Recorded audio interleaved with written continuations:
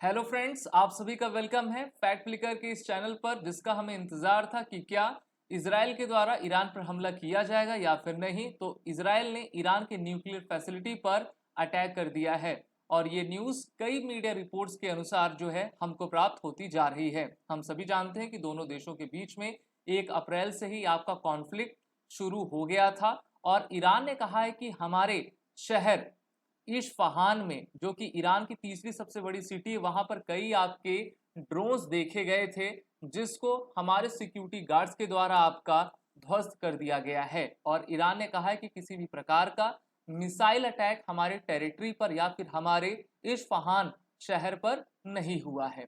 Iran ने ये बात जरूर मानी है कि किसी भी प्रकार का ड्रोन अटैक हमारे शहर में हुआ था, लेकिन हमने उस एक्टिविटी को आपका डिस्ट्रॉय कर दिया है।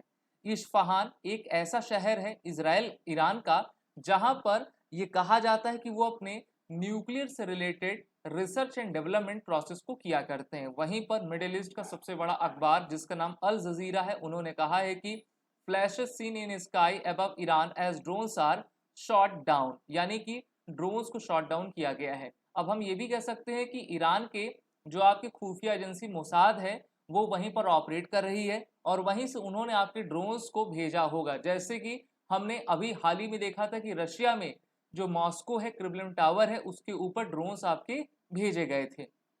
अब इसराइल ने इस बात पर कोई भी अपने तरफ से प्रतिक्रिया नहीं दी है और इसराइल का कुछ भी आपका न्यूज उनके तरफ से नहीं आया है। तो हम कह सकते हैं कि यहाँ पर स्मॉल एक्सप्लोजन हुआ होगा इस्फहान में, जो कि एक प्रकार का यहाँ पर एक इंपॉर्टेंट शहर है इनका, ईरान का। और अभी ये दोनों देश एक्सलेशन करने के मूड में नहीं है, लेकिन हो सकता है कि इसराइल के द्वारा छोटा छोटा हमला पूरे ईरान के शहरों में आपका किया जा सके। यहाँ पर आप जो रेड डॉट्स देख रहे हो और येलो, वो जो है ईरान की न्यूक्लियर साइट्स हैं जहां पर वो अपने यूरेनियम प्रोसेसिंग फैसिलिटी को उन्होंने बनाया हुआ है और इसकी जानकारी IAEA यानी कि इंटरनेशनल एटॉमिक एनर्जी एजेंसी के द्वारा दिया गया है। ईरान और इसराइल की अगर आप दूरी देखोगे तो इनकी दूरी 1400 किलोमीटर की है और किसी भी तरीके का लैंड बॉर्डर इन दोनों देशों का नहीं लगता है। वहीं पर तेहरान की मीडिया के द्वारा कहा गया है कि nuclear facilities in Isfahan province are completely secure, और लेकिन इनके द्वारा ये माना गया है कि किसी प्रकार का मिसाइल अटैक तो नहीं किया गया था, लेकिन हमने ड्रोन्स को शॉट डाउन आपका जरूर किया है। वहीं पर इन दोनों देशों के बीच जो आपकी टेंशन बढ़ती जा रही है, अमेरिका की तरफ से बयान आया है कि दोनों देशों को जो आपका काम होना चाहिए और किसी प्रकार से एक्सलेशन नहीं करना चाहिए। तो ईरान ने कहा कि देखिए, अभी तो हम किसी भी प्रकार का इमीडिएट रिटेलिएशन का नहीं सोच रहे हैं। और वहीं पर भारत की तरफ से जो भारत की एयर इंडिया है, उन्होंने अपने फ्लाइट्स को तेल अवीव यानी कि ईरान और इसराइल की तरफ जाने से मना कर दिया है। साथ ही साथ अभी आज की ही खबर है कि फ्रेंच पुलिस के द्वारा एक सस्पेक्ट को गिरफ्तार किया गया है, क्योंकि ये ईरान के काउंसलेट पर जाकर बम हमले की धमकी दे रहा था। जी हाँ, ऐसा वाक्य हमने 2023 सितंबर में सुना था और एक बार फिर से ये घटना आपकी आज घटित हुई है। यूनाइटेड नेशन सिक्योरिटी काउंसिल में जो है 140 देशों के द्वारा ये प्रस्ताव लाया गया कि फिलिस्तीन को 194th सदस्य देश यूनाइटेड नेशंस ऑर्गेनाइजेशन का बनाना चाहिए, लेकिन अमेरिका ने इस आपके प्रस्ताव पर वीटो लगा दिया है। अगर हम इसराइल के ड्रोन्स देखें तो इसराइल के द्वारा heron, heron TP, Hermès 450, Hermès 900 का इस्तेमाल किया जाता है और ये जो चारों ड्रोन्स हैं उनका इस्तेमाल भारतीय वायुसेना भी इसराइल से खरीद कर किया करती है। तो हम कह सकते हैं कि ईरान और इसराइल के बीच में जो विवाद है वो तो आपका आगे बढ़ेगा, लेकिन उसकी इंटेंसिटी क्या होगी ये कहना काफी मुश्किल रहेगा। सबसे अच्छी बात यह है कि दोनों देशों का बॉर्डर आपका लगता नहीं है, लेकिन ईरान के कुछ ऐसे आपके एलाइज हैं जैसे कि इराक, सीरिया, वहीं पर लेबनान, जो कि इसराइल पर आपका अटैक करते जा रहे हैं।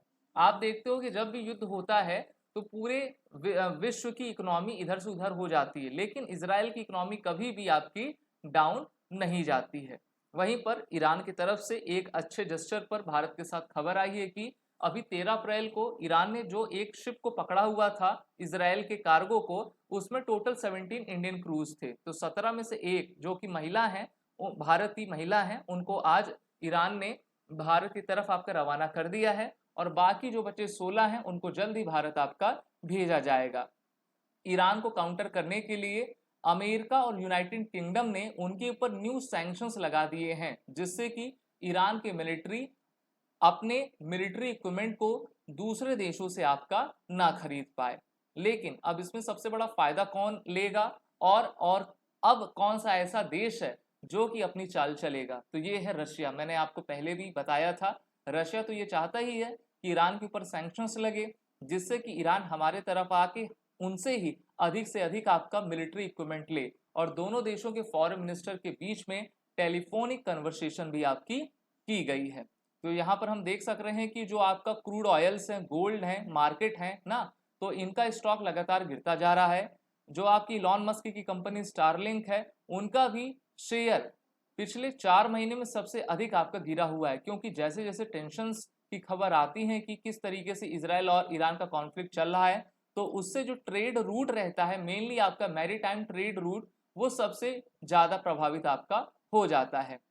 2023 में भी ईरान से सबसे अधिक 91% पर तेल जो है चाइना के द्वारा इंपोर्ट किया जा रहा था। तो कहीं ना कहीं चाइना को भी डर है, लेकिन हम सभी जानते हैं यूनाइटेड नेशन सिक्योरिटी काउंसिल में चाइना एक परमानेंट मेंबर है। वहीं पर इसराइल की इजरायली डिफेंस फोर्स यानी कि आईडीएफ के द्वारा हिजबुल्लाह के कमांडर को आईडीएफ की एयर स्ट्राइक में आपका मार गिराया गया है। तो इसराइल एक तरफ तो आपका गाजा पट्टी को साफ कर रहा है, लेकिन दूसरी तरफ ईरान का थ्रेट बना हुआ है। अब ये एक्सलेशन होगा कि नहीं होगा, और ये जो छोटा हमला ईरान के ऊपर हुआ है, तो ईरान क्या इसका कुछ जवाब देगा? इसके लिए आप सभी फैक्ट फ्लिकर के इस चैनल से जुड़े रहिए और मैं आपको अपडेट देता रहूंगा। साथ ही साथ इस सेशन को आप सभी लाइक और शेयर जरूर कर दें।